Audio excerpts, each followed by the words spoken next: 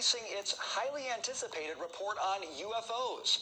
Officials say they have no explanation of the cases reported by military planes, writing, quote, "In a limited number of incidents, unidentified aerial phenomena reportedly appeared to exhibit unusual flight characteristics. These observations could be the result of sensor errors, spoofing, or observer misperception and require additional rigorous analysis." But they added this: the objects, quote, "clearly pose a safety of flight issue and may pose a challenge to U.S. national security." A lot of bureaucratic speak there. Here to sort it out is UFO expert Nick Pope. Nick, thanks for being with us. Your reaction to this highly anticipated but not very exciting, apparently, report that we're getting today?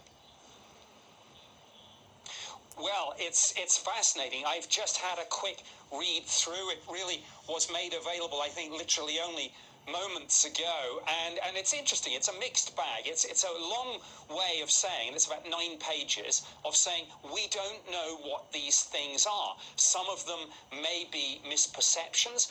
Other things, this is interesting, might be foreign adversaries like Russia or China, some breakthrough aerospace technology, and frankly, a lot of them, they simply don't know. So I think the important point is this report is not the end of the story, but should be the beginning of a much more detailed research and investigation program until we find out what we're dealing with here. Nick, you know, the interesting thing about this, when you look at some of the folks who saw these UFOs, who reported them, you know, they weren't just your average everyday observer. They were trained, highly specialized people with knowledge of aerospace. To me, that's the intriguing part, and it makes the whole misperception angle just a little bit hard to believe. Your thoughts on that? I agree with you completely. I mean, a lot of these witnesses are pilots and radar operators and other military personnel, people absolutely familiar with pretty much everything in the skies and very able, particularly with the corroborating evidence that they have from radar and other platforms. You know, these people don't make mistakes that easily. And I think it's interesting, this report says they've really only looked at a select number of incidents. I mean, there have been many, many more encounters going back decades. So I think there needs to be a deeper dive into some of the backstory here. Okay, Nick, you've worked on these issues for a long time for the UK government. I mean, you go back on this. I've heard you say, look, everything that we're seeing here is the tip of the iceberg.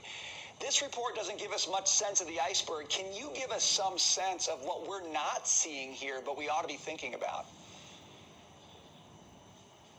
Well, there's certainly a classified annex to this report, and that would be interesting, and it'll be fascinating to see over the next few days whether anything there leaks. A lot of that, I think, will be highly technical, but former DNI John Ratcliffe revealed earlier that there was satellite imagery, for example, of these things. So that's one thing that I think people would be fascinated to know. But it's the speeds, the maneuvers, the acceleration of these objects that's absolutely staggering, and in many cases, you know, seems way beyond the cutting edge of anything we've got. UFO community folks probably disappointed that this doesn't talk about extraterrestrials and aliens, but, you know, it's not been taken off the table